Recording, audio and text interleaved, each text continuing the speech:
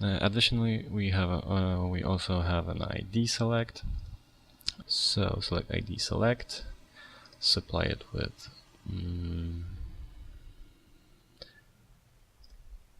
ID pass, background ID pass, thank you.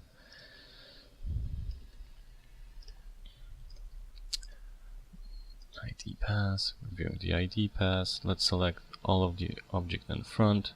So this ID, this ID, this ID. Okay, well, let's just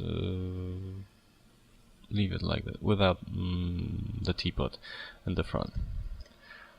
Final. We can play with the tolerance values here a little. I don't think this will give us much, except maybe at some point selecting more objects. So let's not do it, and let's just add an alpha streaks filter, 2 pixel border. Let's duplicate the filter and done. We have a selection of the front object.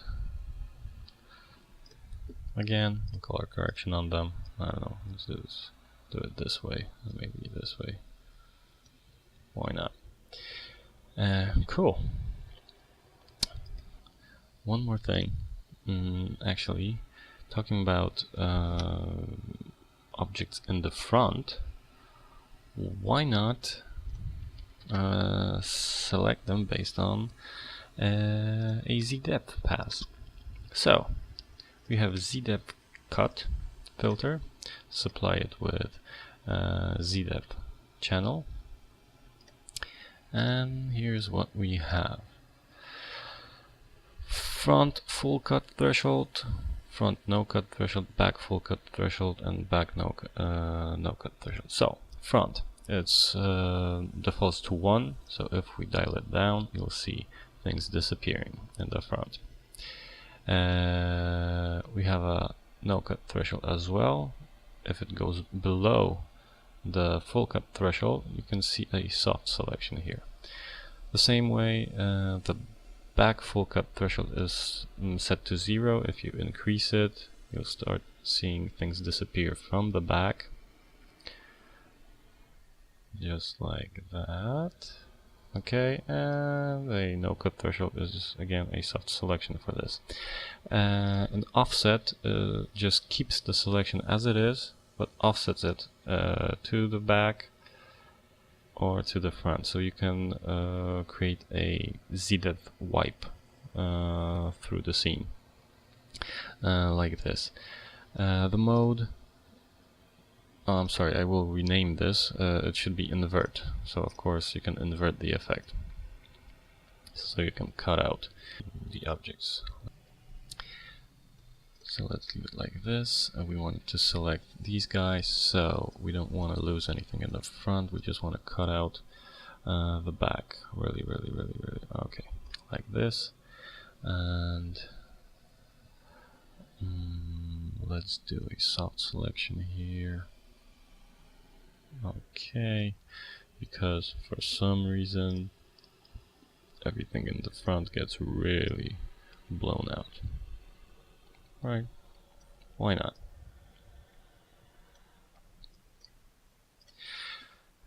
Again, we see the issue of borders. What we can add an adjustment layer, edge blur, supply it with object material LED, and there we go.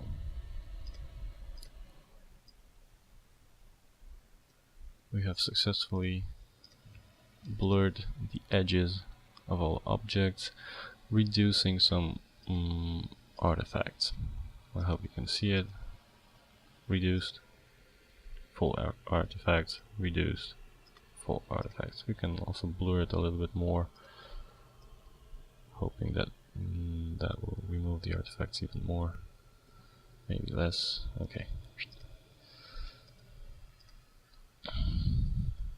You do lose some sharpness of the image this way, but I think it's a lot less visible than the artifacts we get after playing with render elements. So, you know, just to remind you, you can also use this filter as a selection for the edges, one or the other, and just use it as an alpha track matte for your own adjustment layer. And if you think you can do better job at blurring the edges, be my guest. You can use your own methods.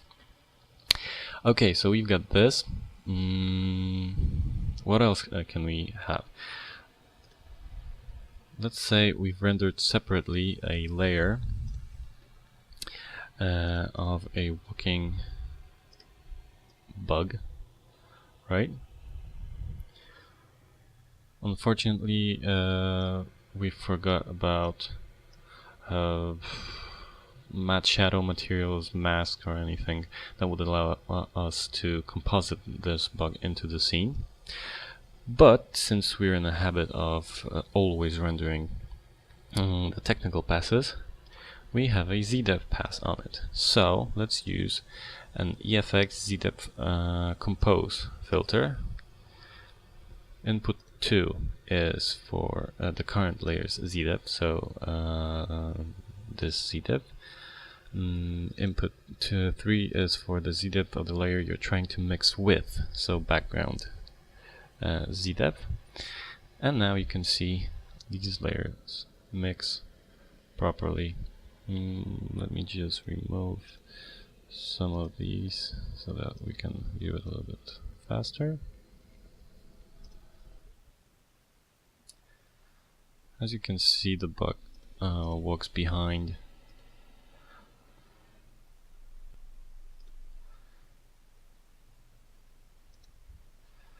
I just removed the edge blurring filter, so I hope this will be a little faster.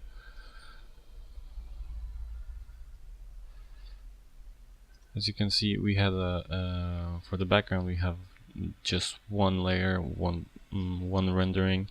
It was all in one go, and we were able to composite a second layer of the bug inside this background layer between the objects, thanks to just the ZDepth channels. Here also you have basically an offset value where you can pull the layer in front or a little bit more to the back. It all depends on what you want to do. One thing I found, and you should remember that for the bug here, because it's being rendered on nothing, on transparent background originally, you're better off with rendering a ZDepth pass that is not anti-aliased. This one's anti-aliased and this one's not. It's uglier, but the reason for this is that this anti-aliasing is actually also depth information for the computer. It's no longer this nice gray, it's gray mixed with black, so basically it seems like these edges are further than the rest of the object. So if you replace the not anti-aliased layer with anti-aliased, you'll see a very ugly thing.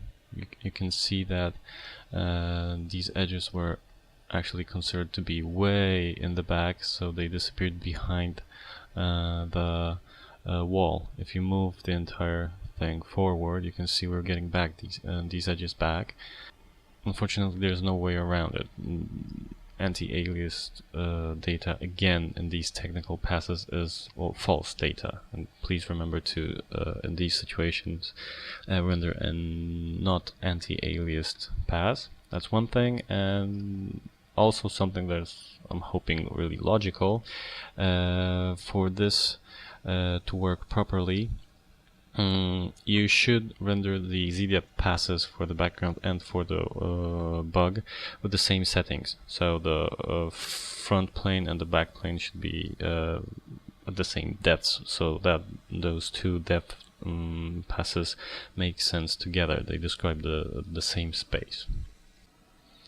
Okay, one last filter we have. It's the EFX render elements ZDepth shadow. If you have a 2D layer and in the background you have a 3D rendered environment and you would want to throw a shadow from this 2D layer onto the background to make it match, well, the background basically to be displaced, here's a simple trick. Let's say we have this background rendered in 3D, we have this front layer, let's duplicate it. So now we have only this layer. Let's color it so it looks kind of like a shadow, probably more with desaturation. Okay, and now remember we still have a ZDepth pass for this CG background. Let's apply the ZDepth shadow. Select the ZDepth pass of the background, and now what you can do is displace the layer based on the ZDepth data, horizontally, vertically. You can reduce the opacity. You can set the fall off for the opacity, is it larger or smaller, and also you can even blur the shadow the further it goes. And like in other plugins, you have the blurring curve to set up as well. And you also have a way of moving the shadow altogether in one way or the other. So let's reset it, enable the front layer. Now as you can see, we're throwing the shadow onto the background basically. Of course, what we can display here is the final compositing of shadow, original shadow, so this layer, and the ZDepth shadow, so the ZDepth layer, so this. We of course want the final one, and as you can see, everything plays nicely.